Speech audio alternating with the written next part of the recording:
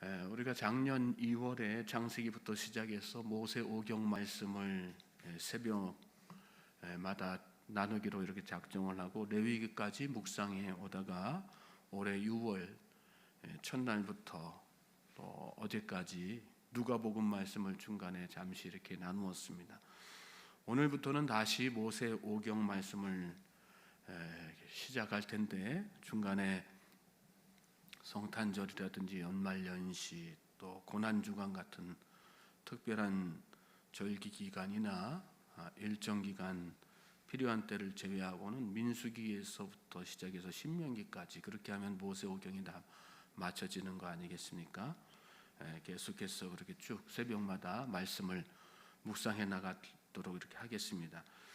전체적인 이 모세오경의 맥락을 이해하기 위해서 필요하면 창세기부터 레위기까지 따로 묵상하지 못하신 분들은 지난 영상을 이렇게 참조하시면 좋겠습니다.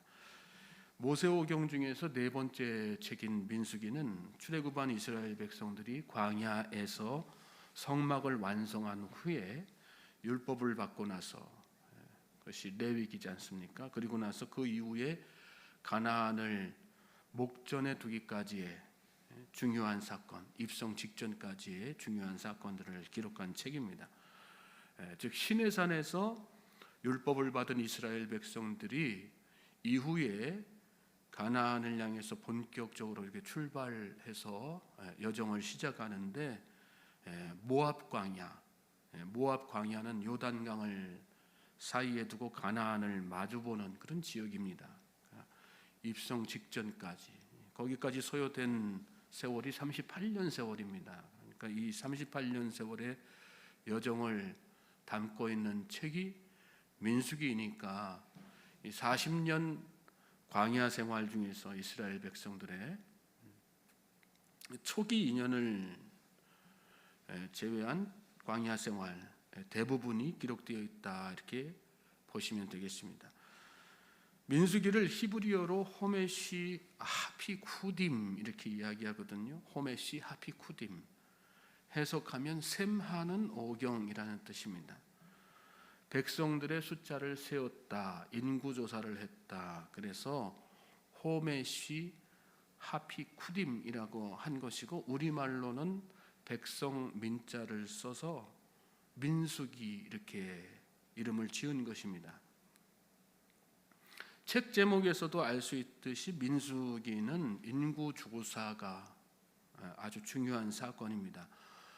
민수기에는 모두 두 번에 걸쳐서 인구조사를 하게 되는데 첫 번째는 1장부터 4장까지에 나와 있는 내용이에요. 가나안으로 출발하면서 질서 있는 행진을 위해서 광야 생활 가운데 질서 있게 이렇게 행진해야지 되니까 군대를 조직해야지 되는 그런 필요성이 있었습니다. 그래서 군대를 처음으로 이렇게 조직하기 위한 인구조사였습니다. 또 한 번은 광야 2세대 38년의 세월이 다 지난 시점이에요. 그래서 출애굽한 이스라엘 백성들의 후손인 광야 2세대 이 사람들이 이제 여호수아 갈렙과 함께 가나안을 정복해야지 되는 그런 사람들이기 때문에 군대를 다시 한번 정비하는 차원에서 그리고 각 지파의 인구수에 비례해서 공평하게 가나안에 이제 정복한 땅을 나중에 분배해야 되지 않습니까? 그래서 미리 이제 가나안을 정탐하고 나서 이러한 지역에 어느 지파가 숫자가 이 정도 되니까 이렇게 이 지역을 갖다가 분배하겠다. 그렇게 공평하게 가나안 땅을 분배하고자 하는 그런 목적에서 인구 조사를 한 것입니다. 민수기의 이 인구 조사는 단순한 인구 조사가 아니라 오합지졸 같았던 이스라엘 백성들을 군대로 변화시키고 또 노예 근성과 패배 의식에서 벗어나 승리자로 이끌어 가시는 그리고 정말로 잘 훈련된 하나님의 백성들로 만들어 가시는 그런 목적에서 하게 된 인구조사라는 걸 우리가 잘 알아야 될 것입니다. 물론 이 모든 것들은 하나님께서 주도적으로 이끄신 것입니다. 사람의 계획에서, 모세의 인간적인 어떤 계획에서 생각해낸 것이 아니라 하나님께서 지혜 주시고, 하나님께서 또 계획을 다 말씀해 주시고, 구체적으로 방법까지 다 이렇게 제시해 주셔서 하나님께서 이끌어 가시고 만들어 가신 것이다라는 것을 우리가 알아야 되겠죠. 1절 말씀 보시면 그 내용이 나와요. 1절 말씀 보시면 이스라엘 자손이 애굽 땅에서 나온 후 둘째 해 둘째 달 첫째 날에 여호와께서 시내 광야 회막에서 모세에게 말씀하여 이르시되, 그랬어요. 누가 말씀하셨다고 나옵니까?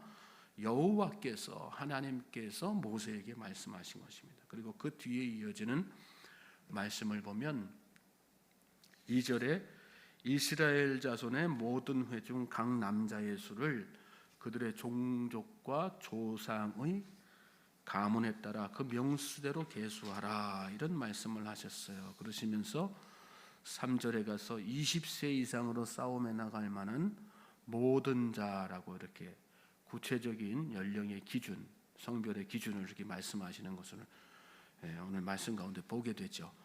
이 인구조사의 목적이 군대를 조직하기 위한 것에 있다, 하나님께서 주도하신 것이다 라는 것을 이 말씀 통해서 우리가 깨달아 알 수 있습니다. 또 4절에는 각 지파의 각 조상의 가문에 우두머리 한 사람씩을 너희와 함께 하게 하라. 체계적으로 우두머리를 세우고 이렇게 조직을 이렇게 다 이렇게 정비하신 것입니다. 그리고 그 밑에 부하들을 이렇게 두게 하신 것입니다. 자, 하나님은 이처럼 이스라엘 백성들을 택하시고 또 그 백성들을 출애굽시키신 후에 이 백성이 앞으로 하나님께서 약속하신 가나안 땅에 들어가서 승리하는 그런 백성들, 예비하신 땅을 다 이렇게 얻을 수 있고 성취할 수 있도록 하시기 위해서 오합지졸 같은 상태의 이 사람들을 막강한 군대로 양성해 나가시는 분이라는 것을 오늘 말씀 가운데서 우리가 가장 먼저 깨닫게 됩니다. 이것이 사실은 민수기의 핵심적인 주제예요. 여러분, 우리가 사는 세상도 전쟁터죠. 생존의 관점에서 보아도 전쟁터이지만 무엇보다도 영적인 전쟁터입니다. 우리가 사는 이 세상은. 그리스도인은 영적인 가나안을 목적에 두고 악한 사단 마귀와 대적해야만 됩니다. 그리고 싸워서 승리해 주 되는 것입니다. 그러기 위해서는 우리 한 사람 한 사람이 훈련된 주의 군대가 되지 않으면 안 됩니다. 영적인 긴장감을 가지고 하루하루 하나님의 인도하심 따라서 훈련받아야지 되고 싸워서 승리해야지 되는 것이죠. 5절 이하의 말씀에는 각 지파의 우두머리 될 사람들을 하나님께서 일일이 지명하시는 것을 보게 됩니다. 루벤 지파의 수데울의 아들 엘리슬이라고 이렇게 나와 있어요. 거기로부터 시작해서 저 뒤에 납달리 지파의 에난의 아들 아히라까지, 각 지파 중에서도 특별히 한 족속, 또 그 족속 중에서도 구체적으로 누구, 이렇게 아주 구체적으로 하나님은 우두머리를 지명하셨어요. 또 부르셨어요. 하나님께서 그만큼 평소에 이스라엘 백성들 한 사람 한 사람에 대해서 큰 관심을 가지고 계셨다는 뜻입니다. 아무렇게나 세운 게 아닙니다. 하나님께서 이 한 사람 한 사람들을 다 일일이 평상시에 다 지켜보시고 필요한 때가 되니까 그 사람을 불러가지고 이렇게 지도자로 세우시고 우두머리로 다 세우신 거예요. 여러분, 하나님은 우리의 머리털까지도 세시는 분이라고 하는 사실을 마음속에 확신하면서 사실 수 있길 바랍니다. 하나님께서 쓰시는 사람이 돼야지 돼요. 하나님께서 기억하시는 사람이 돼야지 되는 것입니다. 이왕에 우리가 신앙생활하면 하나님 앞에 특별히 기억되는 사람들 될 수 있기를 주님의 이름으로 축복합니다. 하나님은 우리의 형편을 다 헤아리시고 우리를 일일이 다 살펴보시고 또 기억하시는 분이세요.